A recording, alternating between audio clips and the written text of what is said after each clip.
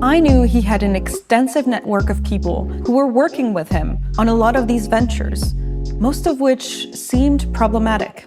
So we've been able to find a number of people close to Sam Lee, people who've helped him set up his websites, people who've helped him find liquidity in the industry, and people who are close business partners of his. Sam, honestly, he's been kind of also like a mentor. Sam and others. So they're all hardcore originators of this decentralized technology. I cannot say, personally at least, that I've spoken or I know someone that has as much knowledge and experience. In Dubai, everybody is in crypto. Shahbaz Anwar is a particularly fascinating character. He's picked up one of Sam Lee's ventures, We Are All Satoshi.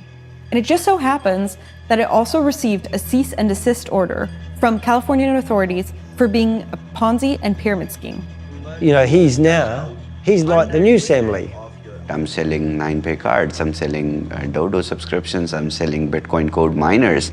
I have brought the narrative of affiliate marketing 3.0. He promotes affiliate marketing, which is the same thing as multi-level marketing. And that's where people make money by selling products and getting commissions from signing up new people. Pyramid and Ponzi schemes are illegal in most countries, including in the US and in the UAE.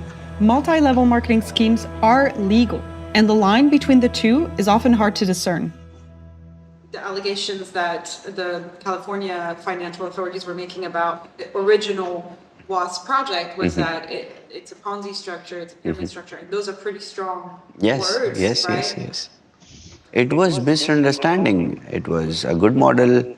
I mean, if people ethically do affiliate marketing, it's a good industry. It's the way to sell products peer-to-peer. The thing with Shahbaz is he says a lot of things that don't necessarily add up. For example, the Bitcoin company he's launched, he said, is backed by Visa. But I talked to Visa and they said they'd never heard of him. And then he also says he works with regulatory authorities in Dubai quite often. But they told me they'd never heard of him either. But if you look around Dubai, there are a number of signs of other alleged scams just spread all around the city. One of Dubai's metro stations is sponsored by OnPassive, a company US authorities have declared a pyramid scheme. The question is why Dubai has become such a magnet for these dubious businesses. Throughout its history, the city has sought to become the center of global trade. This started with the oil boom and it's evolved into finance and now tech. In order to attract the best talent, it created a tax and regulatory environment that makes it easy to do business here. The problem is, while attracting legitimate businesses, this has also made it a haven for various tech pyramid and Ponzi schemes, according to US authorities. And despite recent progress in combating illicit finance, Dubai continues to grapple with an influx of bad actors, particularly in the crypto space.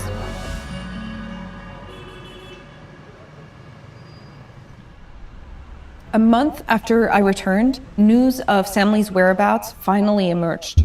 Sam Lee has been detained in Dubai. Once again, Sam Lee has been detained in Dubai. Sam told me he'd surrendered himself willingly to Dubai authorities after an Interpol red notice was issued. He'd been detained for 60 days and had just been released. After exchanging messages, we arranged a remote sit-down interview.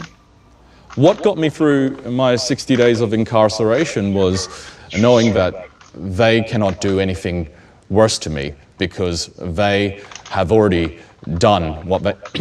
excuse me. Yeah. Why can they get the narrative so wrong and use such powerful and defaming words when all I've done was try to help people understand this space? It's because regulators, unfortunately, cannot be seen as being asleep at the wheel. They have to prove me guilty. That's very, very hard when they have very little evidence on what actually has happened. So to some of the early investors who lost money, what would you say to them? I'm sympathetic to investors who participate in this space and lose money. But everyone who understands how to make money in this space by really listening to what I have to say, giving me time to really understand this space, have made money. If people are not able to take the full scope of my knowledge and apply it, then the outcome, of course, will be less than ideal. So I kind of want to bring up the language that US regulators are using. It's pretty strong. They're talking about pyramid schemes, Ponzi schemes. Are they misunderstanding crypto and also like affiliate marketing? There's nothing wrong with multi-level marketing. There is nothing wrong with cryptocurrency. They simply feel threatened that this new form of financial value creation and exchange is competing with the US-backed currencies and their existing controls that they have on the capital markets. I love Dubai. The regulatory framework in the UAE benefits the existing platforms. There are many exciting projects on the horizon. You just have to stay tuned. It's unclear what will happen next. Even if Lee doesn't face his charges in the US, the damage to his reputation may impede his new businesses. But this story isn't just about Lee. If Dubai continues to harbor these questionable schemes, the damage these ventures pose is likely going to increase. Chavez and War. This new guy that now is like the new Sam Lee. We are creating another Bitcoin. Bitcoin 2.0 is coming. The price was $3 at the time of launch. Now it is $67. If we do 5,000x, that is something which is good, which is like just like Bitcoin that we will do. With authorities often powerless to act across borders, it's fallen on people like Danny to sound the alarm on suspected scams. And people like Chavez Anwar are very aware of Danny's efforts to disrupt their operations. One person that I wanted to bring up is Danny DeHex. I mean, it's not good that you talk about something you don't know. I mean, he has zero knowledge of the tech. He has zero understanding of tech. If it is affecting my reputation in the market, I will sue. I literally do have the best defamation lawyers in New Zealand helping me out. It does have a big toll on me, and some days it does hit me like a ton of bricks. But one day karma may catch up with them and I may get some grief as well. But because of my upbringing, I feel like I'm fighting a battle for other people, so it's not going to stop me doing what I do, but it is a concern.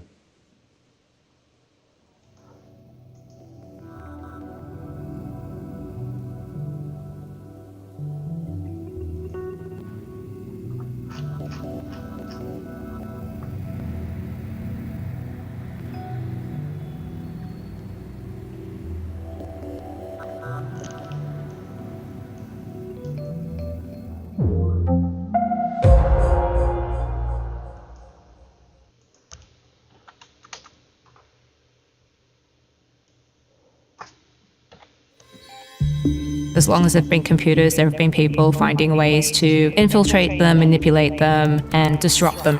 Massive and ongoing Chinese hack. Investigating a Chinese hack of major telecommunications companies. Cyber espionage is really a normal fact of life, but the growth and intensity of China's cybersecurity industry, including its hacking, has taken the world by surprise. China has gone after electrical grids, water treatment facilities, and telecoms associated with the United States. Critical infrastructure. The Chinese may not be as sophisticated as the United States, but on every level, China has been moving with substantial determination. Last year, a Chinese cybersecurity firm had its secrets basically leaked online. It was really astonishing because it gave us an insight into the inner workings of Chinese cybersecurity. China has, over the last 20 years, systemically tried to grow and shape its hacker ecosystem into something that it can plug directly into its cyber operations. Their goal in accessing and maintaining access to those systems is to provide military leadership the option to stop their function.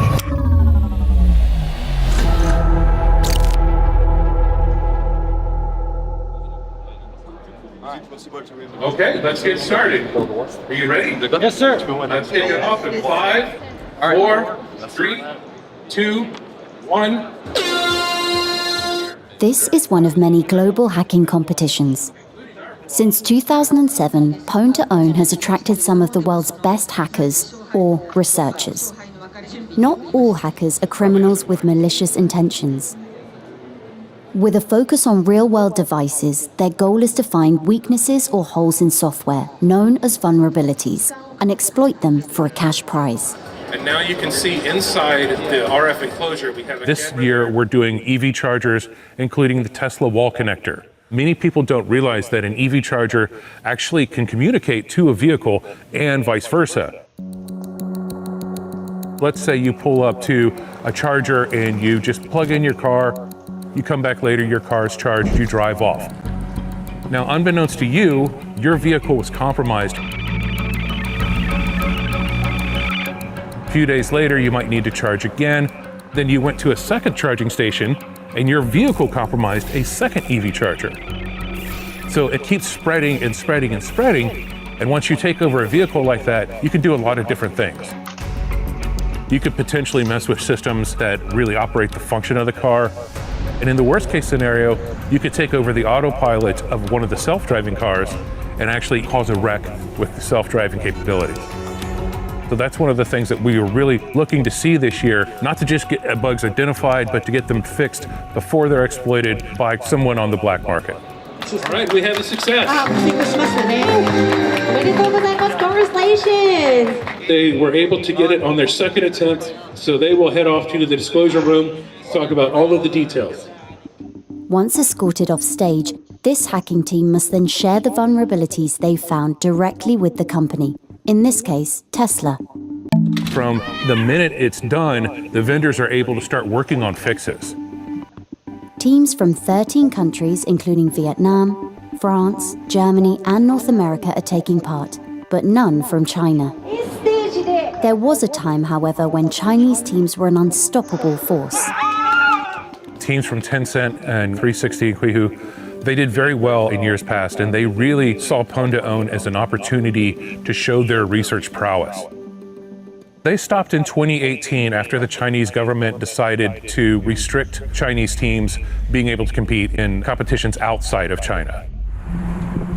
This absence from international competitions was one of several government policies that many cybersecurity experts believe is part of a broader strategy developing in China for over a decade. When Xi Jinping comes into power in 2013, Edward Snowden had already leaked documents from the NSA detailing US offensive capabilities. They're watching the Arab Spring happen. They are very aware that regime instability can occur from lack of control over content on the internet. They made a decision to really go deep and hard on this and invested in their talent, invested in their programs, invested in their tech. From 2015 to 2017, the government put a bunch of policies in place at universities that improved the cybersecurity degree curriculum. In 2018, they started promoting hacking competitions through government ministries. They ended up spinning up a very famous hacking competition called Tianfu Cup. The difference between Tianfu Cup and other international hacking competitions was that Tianfu Cup would take vulnerabilities and feed them straight into the Chinese intelligence community. So say you, a Chinese researcher, have a really cool vulnerability that you found in the iPhone and you exploit it at this competition. The organizers of that competition will take that very cool iPhone vulnerability and send it to the Chinese police, who will then use it to spy on the Uyghur population in Xinjiang. We know that that happened back in 2021. And finally, in 2021, they rolled out a policy that has not been matched anywhere else in the world. The regulation on the management of software vulnerabilities requires businesses, quote, doing business in China to provide software vulnerabilities to the government within 48 hours of them becoming aware of them. That means the government gets almost immediate access to newly discovered vulnerabilities. The Chinese Ministry of Foreign Affairs has stated that the regulation's aim is to prevent the leakage and unauthorized disclosure of vulnerable information. It also supports reporting these vulnerabilities to the product providers directly. While the US government is also known to collect vulnerabilities, researchers and companies are not legally obliged to disclose information to them. We're talking about agencies like the Central Intelligence Agency and the National Security Agency who have discovered vulnerabilities that they don't want to reveal so that they can attack systems in other countries. China's the same. In many ways, Chinese and US hacking teams have similar goals. They want to control the information environment. They're also potentially preparing their military for cyber action in the event of an attack. As part of that strategy, and to compete alongside other cyber superpowers, China's state-sponsored hacking competitions have grown significantly. In the United States, the hacker competitions are far more decentralised than they are in China. But in the Chinese case, and in hacker competitions globally, is that really amazing talents are regularly exposed and then sucked up by the intelligence agencies or by clever corporations. According to an Atlantic Council report,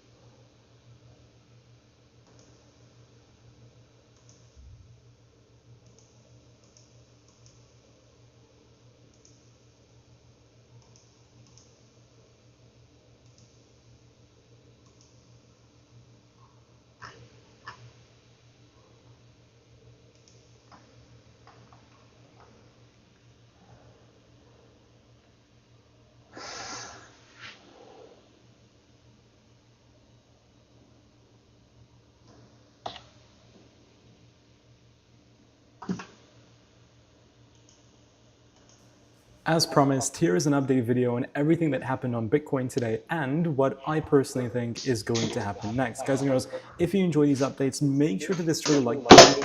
I've been up since like 7 a.m. in the morning. It's almost 12 a.m. here. I've traveled the entire day, but I did my best to update you along as much as I could. When we go into the significance of today, today was the largest liquidation of long positions in the entirety of this year. So where the drop on Bitcoin may actually seem pretty small, because it is, it's only relatively a 2.6% drop. The amount of liquidations that happened in the market was the highest in the year when you look into long liquidations. And this just goes to show that as we approach, in my opinion, the most bullish quarter of the year, which is Q4, where the price of Bitcoin is going to go up, I think still for one more final time, the price of altcoins are going to go up. Everybody's so leveraged. Everybody is so leveraged into positions, expecting that final rally, and the market is currently punishing those leveraged positions, taking the liquidity out, getting rid of the bullish sentiment, and I feel that markets will rally following the bearish September that always happens in every single year pretty much. September is the worst month, then we have Pumptober coming in. But when we look into and focus on the technical analysis, I'm going to keep it dead simple, okay? I am not going to be bearish unless or if Bitcoin falls below this particular line. And that particular line is between $11.9 to $12.2 thousand. So if Bitcoin falls below this line with a daily confirmation below, then okay, then you would be searching for the next line of support, which is the 107, 108 level. And if that is broken, that's a different story. But for now, if this specific line, this red line holds, perfectly fine.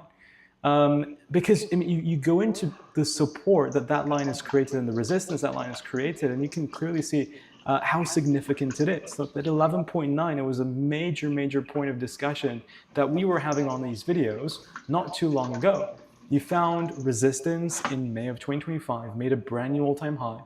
And then when you go into the Farley time frame, in July, we saw a test to it, then we came down, and as soon as we broke above it, Bitcoin just went to 100K, 120K and beyond in a few days' time, and that immediate pump was a pretty vigorous pump. As soon as you flipped that red line from resistance, then well, you just broke right through it, but it tested as support not too long later in August of 2025 where you came down to it. It propelled you to a brand new all-time high. Price came down again, found support, had a bit of a rally, but it was cut too short at 1700, which is where we got rejected from, and eventually broke below it, went down to 107, drifted around that line, and tried to break back to the upside. So that's the sort of short story of that specific line of resistance. Now support, I think it's very important. If it's held and if we can see a good bounce, the chances are that's going to be a pretty valid bounce. But if we can't do it, you know, that's when the concerning signal will start to alarm. But for now, that's not what I want to talk about, because for now, things look okay. And if you want to check out the links in the description to trade Bitcoin and cryptocurrencies for weeks in Pinex, you can do so. With Pinex, you've been buying this dip with my trading bots for Bitcoin. So congrats if you've been doing that, alongside the derivatives positions that we traditionally have on weeks, which we've opened since $77,000, $80,000. It's just for short-term trading. I wanted to buy this dip. We had our warning signs. We had the bearish divergence on the 4-hourly time frame. We had the neutral interest rates. You know, there were warning signs. And I wanted to have that bought in adjacent with my derivatives longs in the event that we were to see the drop. How about the macro picture? What is the macro picture doing? My favorite macro analyst, alongside Raoul Pal, Benjamin Cohen, looks at the bull and bear market support band. Not only do we have this very important line for Bitcoin that's providing us support, we also have the bull and bear market support band giving us a nice bounce on the weekly time frame. So as you can see, on the weekly time frame, we're hitting that bull and bear market support band, and you know, the lower band is at 109, which you can come down to. It's fine if you do that. And that's the story of September. You test around the bull and bear market support band, but after you do so, look what happened in the previous cycle. You go to 2021, September, Bitcoin comes to the bull and bear market support band, finds support and has its final rally to the upside. That's the prior cycle. You go to the cycle even before that, in 2017. September, you test the bull and bear market support band, final rally to the upside. Where I don't think the magnitude of the rally is not going to be the same as 2017 or even 2020 or 2021, to be more accurate, I still think we can get one more rally to the upside, giving us a final all-time high, maybe at 135, maybe at 140, maybe at 150. God knows, but I still see it. I still see it coming. Where does that become invalid? You have to talk about invalidation. Invalidation happens when you fall below the bull and bear market support band. As simple as that. If you fall below bull and bear market support band, that's when I close existing macro long positions on weeks. Why was today also interesting apart from the big liquidity event? Well, Bitcoin decoupled from gold hugely. The S&P is rallying to new all-time highs. Gold is rallying, but Bitcoin saw a pretty considerable drop. Historically speaking, when Bitcoin and gold diverges, those divergences don't last forever. There's always a good catch-up that Bitcoin does. The issue with divergence is you don't know when and what time that catch-up will take place, but if you are a long-term investor, then history shows that in those divergences, Bitcoin catches up to gold if they do end up decoupling. Before we end off the video though, let's have a look into Ethereum. Ethereum came to $4,000 today. $4,000 has been a level that we've been expecting for Ethereum to drop down to. This morning, Ethereum has successfully hit $4,000. I'm quite curious on how we're going to react. The chart looks pretty weak with you, to be honest. I mean, if you go to the 4-hourly, and this doesn't look like a very convincing picture. From a bullish pennant, this has turned into, I would say officially, a triple top pattern. If $4,100, $4,000 is lost, 3.9 becomes the level where I'm going to start longing again. And in the live stream I made in the morning, I showed you my limit long position at 3.9. That would be the next case. And the worst case for Ethereum is, I think, 3.3. I don't see Ethereum dropping more than that. And that's the final price that my trading bot on Pinex would be accumulating Ethereum. These are the 3 red lines that you need to focus on. And apart from these 3 red lines, I just don't believe you need any other set of analysis. These are the 3 points to focus on. If we see a break below 4K, I think 3.9 is next. If that breaks too, than 3.38. Luckily, we've been opening long positions on Ethereum since 1.5 and 1.6. So even if we do see those drops, this is going to be good buying opportunities. Lastly, altcoins, Ethereum, this chart I can show you on tomorrow's Moonshow live stream. It's a pretty good one to go into. I don't want to keep this update for too long. Aster, you guys have been asking me about Aster, and I just don't like the tokenomics. I think the tokenomics are concerning. 53% reserved for airdrops. It's a bit of an issue, and only 16% have been issued. So there's going to be a lot of selling pressure coming into Aster. And right now, it's something that I'm staying away from. Okay, so just to let you know on that.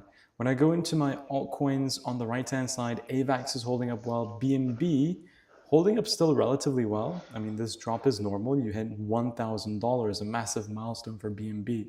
But I still expect 1.25 for BNB in the upcoming months. Guys, that summarizes today's video. I hope you enjoyed it. Make sure to destroy the like button if you appreciate the efforts, and subscribe if you're not a crypto kid already. Guys, have a fantastic evening, and I'll see you all on tomorrow's updates. Take care, and bye-bye.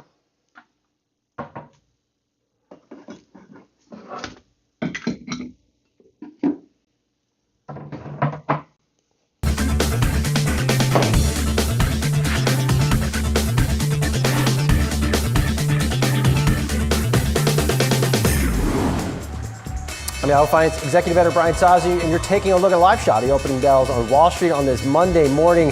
Ambassador Mike Waltz ringing the bell at the New York Stock Exchange to recognize the 80th session of the United Nations General Assembly, and climate leaders getting things underway over at the NASDAQ to kick off New York Climate Week. Now, there's no shortage of things for investors to think about this morning. Everything from President Trump's new plan for the H-1B visa system to a surprise sell-off in crypto. One should also keep an eye on a lot of Fed speak this week, including from new Fed member Stephen Myron today. All right, let's get a pulse on the early action with Yahoo Finance senior reporter Brooke DePalma at the NASDAQ in Times Square. Brooke. Good morning, Brian. Happy Monday. We're off to an interesting start on the open right now. All three major indices slightly leading downward after a record high last week, largely led by the Federal Reserve's decision to cut interest rates by a quarter point. And now we're seeing investors sort of in this wait and see. We have the NASDAQ leading the downward momentum ever so slightly, down about 0.1%. The S&P 500 down about 0.2, and the Dow really moving lower this morning, only about 0.3%, largely led by Disney, JP Morgan, and Caterpillar seeing some red this morning at the open. Largely investors in a wait and see approach right now, as they are expected to hear from Stephen Myron today, as well as Jerome Powell tomorrow. And also we have their preferred inflation gauge, the PCE index, set to come out on Friday. But I do want to take a look at some specific stocks this morning that are seeing some, interest among investors, and that includes three stocks that are set to join the S&P 500, including AppLovin, MCore, and Robinhood. All three are added to the S&P 500 as of this morning. This is part of a quarterly rebalancing. They're going to replace Caesars Entertainment, as well as Enphase Energy and Market Access. Those were now moved to the S&P Small Cap 600 Index. Also take a look at some stocks that are impacted by that latest announcement on Friday afternoon that President Trump, or rather the Trump administration, is going to approve a $100,000 fee on H-1B visas. And we are seeing some of the tech stocks over in India seeing a bit of downward momentum based upon this morning. As you can see on the screen, Infosys, Tata Consultancy Services, and Tech Mahindra all seeing downward momentum. That's largely because this H-1B visa, it'll be a one-time fee of $100,000. It will only impact new visas, but we are seeing some pressures on the stocks today. Also keep a lookout for the Mag 7 major tech stocks like Amazon, Meta, that tend to employ these sort of workers that have and need an H-1B visa. So we'll be keeping a close eye on all of that this morning. But once again, all three major indices in the red to kick off this new week. All right, thanks so much, Brooke. And coming up, cryptocurrency sliding, gold hitting records, plus Elon Musk and President Trump potentially reconciling. All that's next on Opening Bid.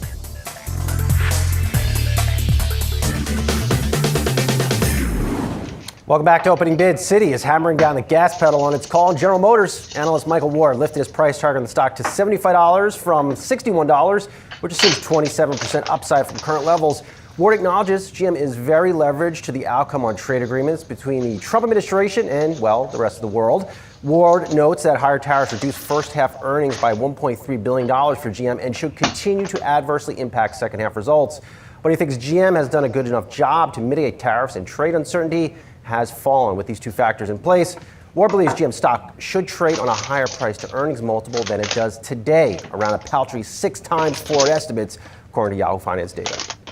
All right, here's what else I am watching to kick off the week. Crypto cracks. Some of the most visited ticker pages on Yahoo Finance this morning are crypto-centric, such as Bitcoin and Ethereum.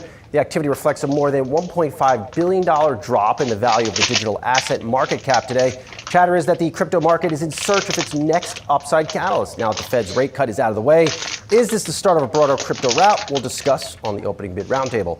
And it all starts with a handshake. President Trump and Tesla billionaire CEO Elon Musk were seen shaking hands and sitting next to one another at the remembrance services for Charlie Kirk on Sunday. This, the first time the two have been publicly seen together since the notorious dust-up in June over the president's one big beautiful bill. So what's the read-through here for Tesla? Recall Tesla stock rallied hard in the wake of last year's election because of Musk's close ties with Trump, but then the stock tanked in June when the two power brokers feuded very publicly. Corporate America worker crackdown. President Trump's new plans for the H-1B visa plan has sent shockwaves through a surprise to corporate America, especially the big tech sector who are relying on a free flow of overseas workers. We'll look at the potential impact to the bottom lines of America's biggest companies. Here on the opening bid roundtable, Tim Urbinovitz, Innovator Capital Management Chief Investment Strategist, alongside Yahoo Finance senior reporters Brooke DePalma and Inez Ferre. Good morning to you all. Tim, I'll start with you here. I'm going to flip the script and start on the H-1B visa issue here. It's pressuring some stocks that are very reliant on this visa system. How big a risk is this to big tech?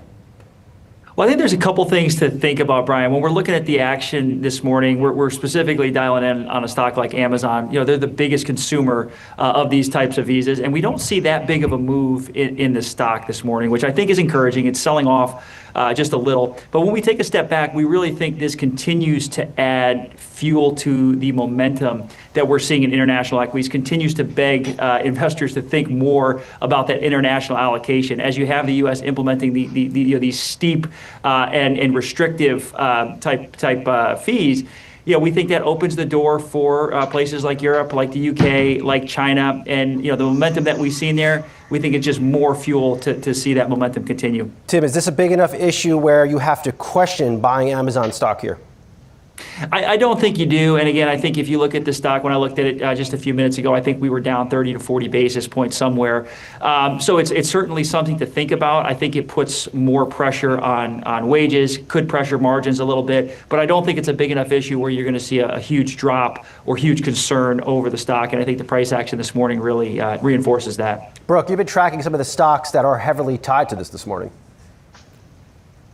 Yeah, one of those stocks, or rather 3 of those stocks that have heavily impacted is more of those tech firms that are based in India. Those include ones like Infosys, Tata Consultancy, and Tech Mahindra. And those have largely been impacted, but pre-market, or rather at the open, we saw all 3 of those down a couple of points. And that really speaks volumes to the impact that this could have on tech firms based in India who heavily rely on these sort of visas in order to employ their workers with some of the biggest, firms here in the U.S. And so it'll be interesting to see this way play out. As you can see, those have extended into the market open this morning, with Tata and Tech Mahindra feeling the majority of the impact, down more than 3%.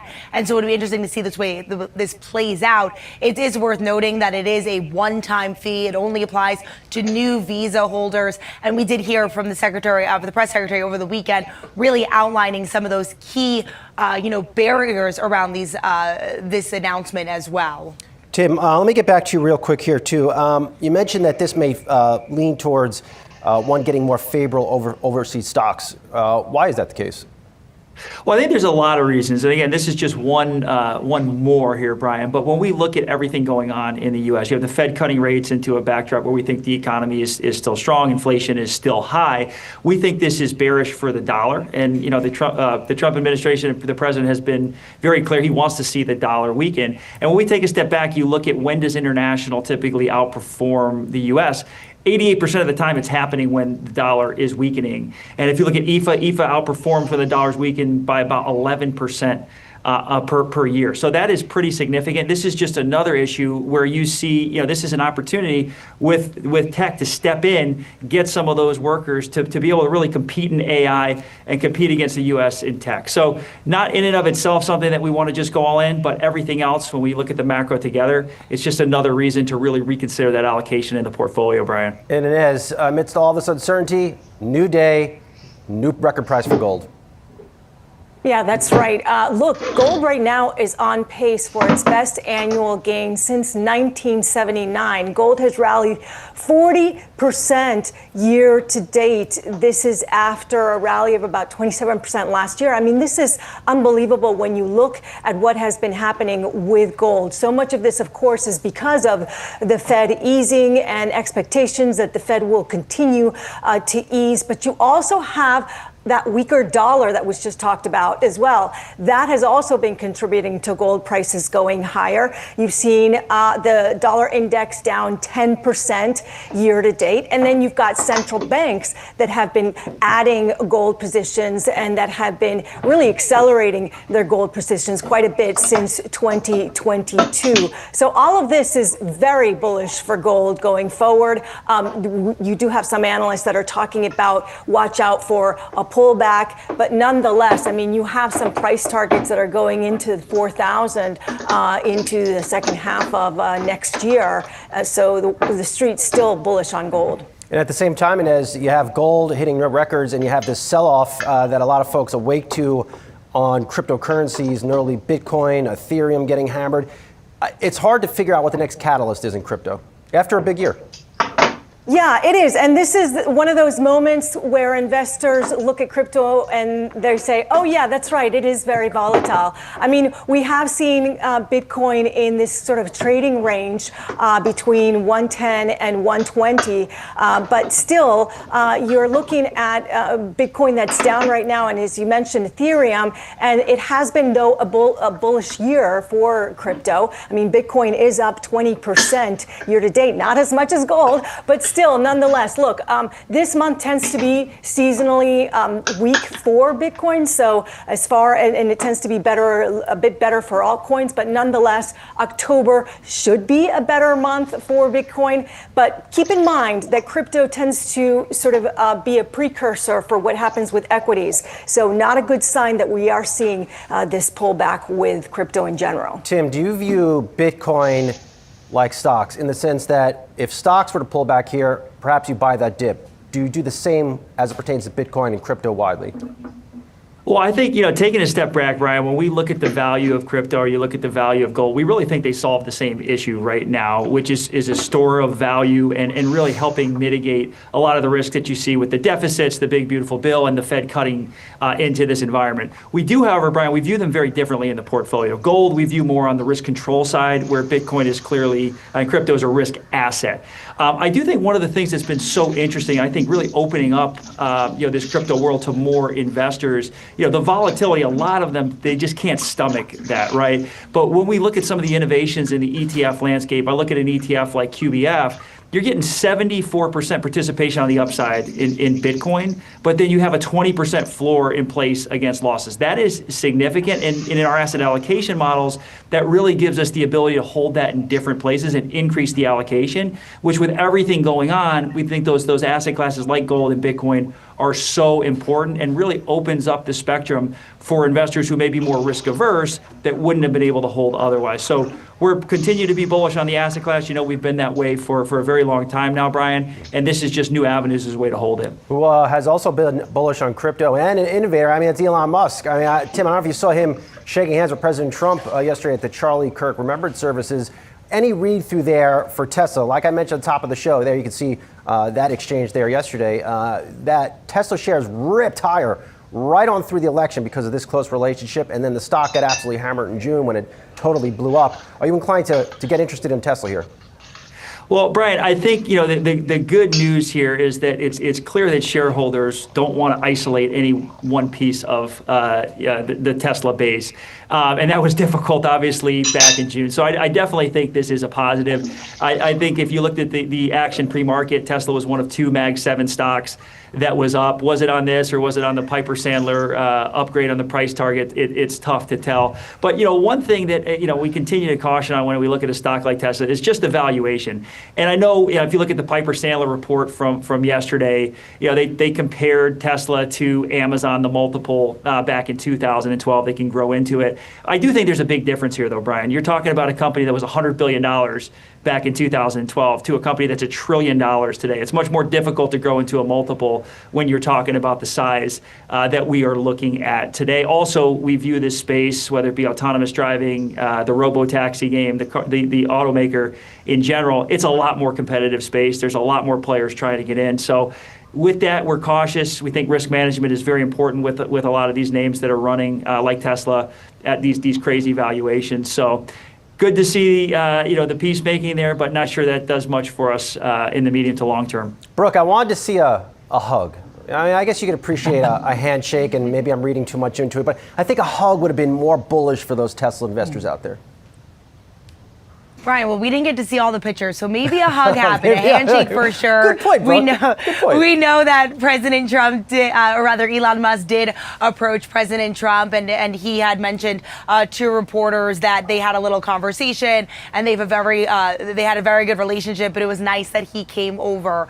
And so really, maybe a hug, maybe it was a handshake, but the two had talked, and we are seeing, as Tim had mentioned, this momentum this morning, perhaps, maybe because of that. But it's been interesting to see Tesla over the past few days really see this upward momentum returning to where we were at the start of the year. And not just because of that moment yesterday, not because of the Piper Sandler moment, but also this new, Elon Musk reinvesting in the company about 1 billion shares. We also heard more about that pay package that I believe could be upwards of $1 trillion based upon the company's performance targets. And so we're seeing this momentum. That certainly was nice to see this moment yesterday at that remembrance ceremony as well. And as a fist bump would have been bearish.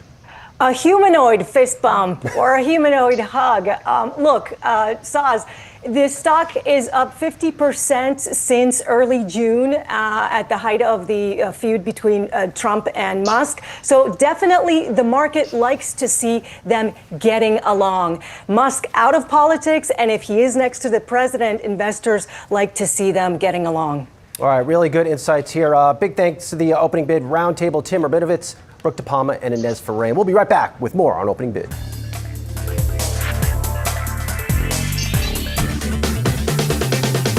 All right, welcome back to Opening Bid on this Monday morning. And look, markets are going to start the week near record highs, despite lots of concerns out there. You have the H-1B visa program. You have valuations at record highs, but nonetheless, stocks still having that bullish vibe. Inez Ferrer and Brooke DePalma are still here with me. And Inez, I want to come over to you here because in large part, stocks at record highs reflect, I think, everything we have seen from the Federal Reserve over the past few days. Of course, that interest rate cut this week will get more Fed speak. It will be very interesting to see how these Fed members align with what we just heard from the Fed last week. Yes, and to see what their comments are about the future and what any signals, basically, because the market has really been looking at signals forward. And so it is expecting this easing cycle to continue.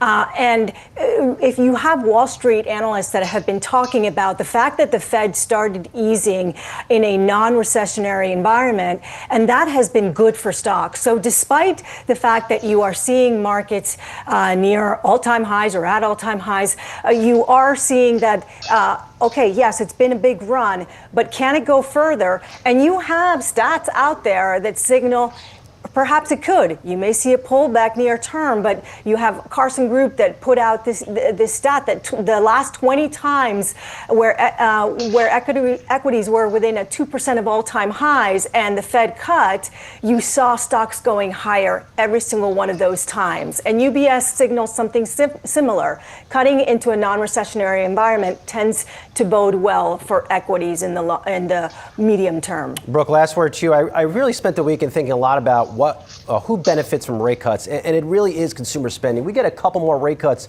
before year end. You have to think that benefits some of America's largest retailers right in the middle of the holiday shopping season. Yeah, what we've heard from retailer and specifically CEOs that I've spoken with over the past few months is really they're looking for this inflow of these rate cuts to impact the amount of money that consumers ultimately have to spend. Of course, taking into consideration the latest tax bill, taking into consideration mortgage rates, which are impacted by a multitude of factors on top, and more so long-term rates as opposed to these interest rates, short-term rates. But really what I heard from Best Buy, what I heard from Lowe's CEO is really looking at those rates coming down in order for consumers to be able to spend more, borrow more, and ultimately invest back in their homes as they really have pulled away and not spend as much on discretionary. We do know that consumers are about to spend 5% less, I believe, according to PwC this holiday season. Brooke and Ez, thank you for bringing the fire on this Monday morning. Really appreciate it. Coming up, Julie Hyman has you covered for Market Catalyst. We'll be right back.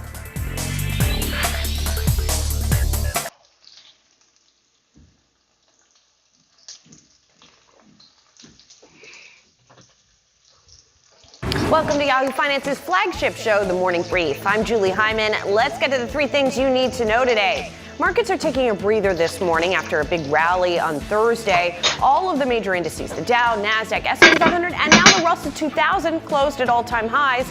The small cap index had not closed at a new record since 2021. It was a highly charged week on Wall Street after the Federal Reserve cut interest rates for the first time this year. Plus, trade tensions with China running hot. President Trump reportedly speaking now with Chinese President Xi Jinping as they look to close out a deal on TikTok and make progress on a broader trade deal. And a surprise earnings beat from FedEx. The results provided some relief to investors as tariff uncertainty has hammered the stock this year. Shares have been sharply higher on the news last night, but they're paring gains heading into the opening bell. The company also reinstated its full-year guidance. The shipping giant now expects to take a $1 billion hit from trade volatility, and the midpoint of its profit outlook did come in shy of estimates.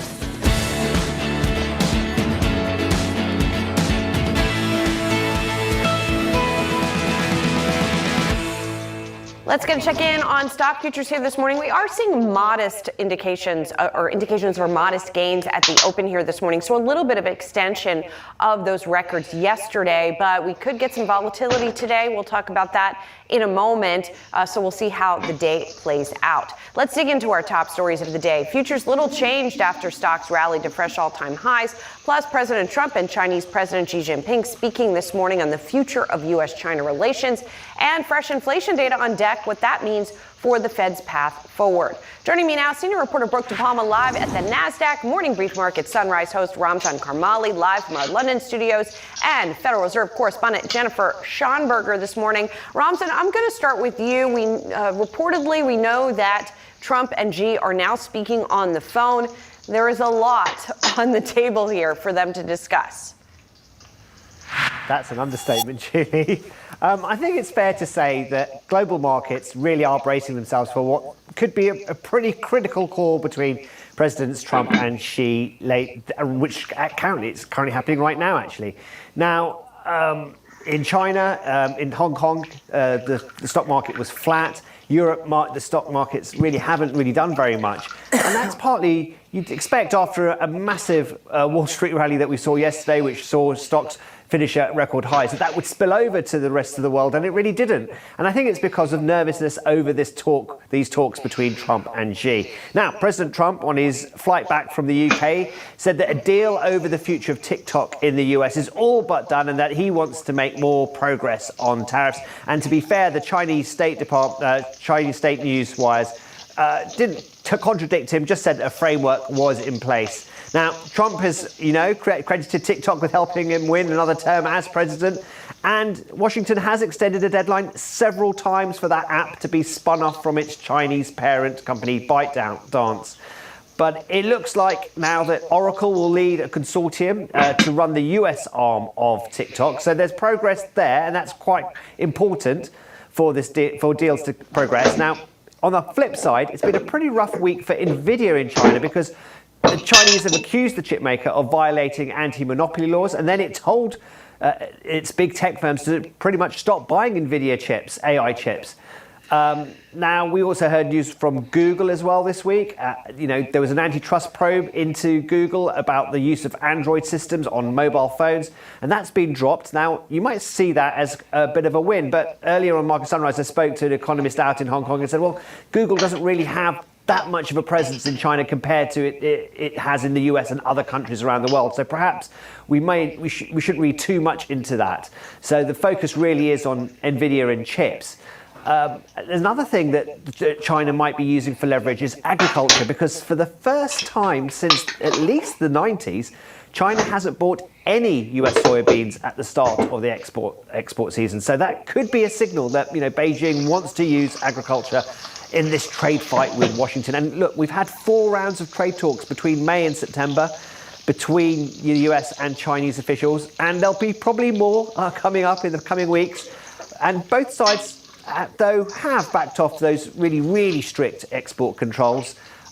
Remember, we had export controls of over 100%. Well, now we're seeing them down, for Chinese exports 30% and for US goods 10%.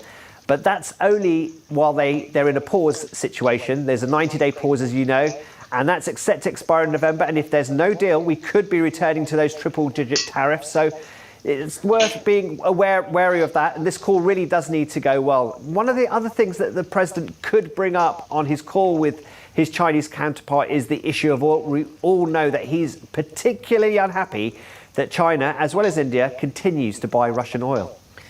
A lot, as you said, on the table there. And the backdrop here in the U.S. is that stocks are at record highs, Brooke. Good morning, Julie. That's absolutely right. We hit record highs yet again on Thursday afternoon. And now as we make our way into today's trading session, we are seeing all 3 major indices edge just a bit higher as those trade talks get underway. In addition to that, what really boosted momentum this week was that quarter-point cut from the Federal Reserve and that hint that more cuts are yet to come later on this year. And that really has been bullish for stock, this expectation that the Federal Reserve will begin easing as we make our way into the rest of the year. The S&P 500 up about 3% so far this month, in what typically is a quieter month for the stock market. And that really also has been pushed higher by these companies continuing to beat out earnings expectations from the street. But if you take a step back as well, really all eyes still remain on that key jobs report, and more inflation data is still yet to come. As we consider all of this, we of course have to talk about with the inflation data, what the Fed is going to be doing. There's a new piece out from Neel Kashkari here this morning that's getting a lot of attention, Jen. Good morning, Julia. That's right. Minneapolis Fed President Neel Kashkari out with a new essay this morning in which he says he's more concerned about the jobs market of the Fed's dual mandate rather than sticky inflation. And as a result, he actually upped the number of rate cuts he sees this year for a total of 3. That's up from 2, which is what he penciled in back in June. Kashkari writing in that essay, quote, "I believe the risk of a sharp increase in unemployment warrants the committee taking some action to support the labor market," though he added the caveat that the Fed is not on a preset course for a series of rate cuts. And if the labor market were to become resilient, re-strengthen, then perhaps the Fed could hit the pause button on any further rate cuts, or if warranted, even hike rates. Now, when it comes to the inflation side of the Fed's dual mandate, he said that there's going to be uncertainty he expects around the impact of tariffs on inflation for the next year or 2, but that he doesn't expect inflation to pop much above 3%. He doesn't see it coming to 4 or 5%. And for that reason, he feels okay to be focused more on the job side of the dual mandate. Though he did also say that he is monitoring inflation expectations and noted that any threat to central bank independence could cause that to wobble. So while that's sort of the macro view, there's one company that we know is really sort of embroiled in the tariff situation, and that's FedEx. And Brooke, we just heard from that company last night, and they gave us more of a quantification of the effect of tariffs on the company. Yeah, they absolutely did. They did beat on both the top and bottom line, as you can see right here on your screen. And that's really what's leading the momentum here, up about 2% in the pre-market. But the company did warn about the impact that they've seen, specifically because of the U.S. and China trade tension that's currently underway. They said that the company incurred a $150 million in headwinds from the global trade environment. They said the majority of that is the de minimis impacted in coming out of the China lane from the China market. They said they anticipate that to continue to flow through the rest of the year. Now, they went on to say that their profit, their adjusted operating income offsets to include, that's expected a $1 billion headwind because of the current trade environment going on. They said that they recognize that this number could be in flex as the direction of these trade tensions continue.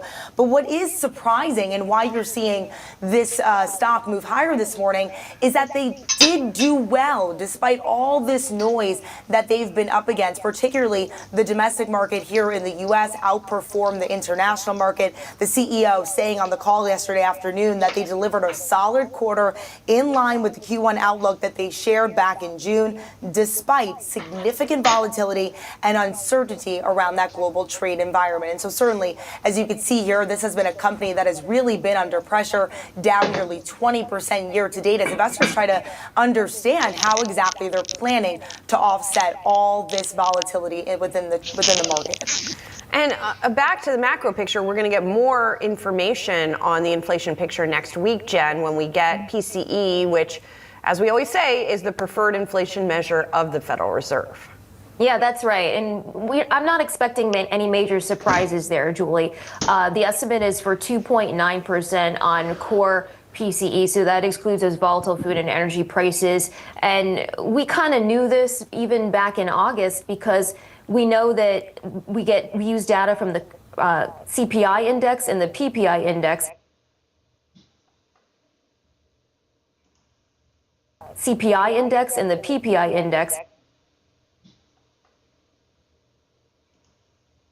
CPI index and the PPI index.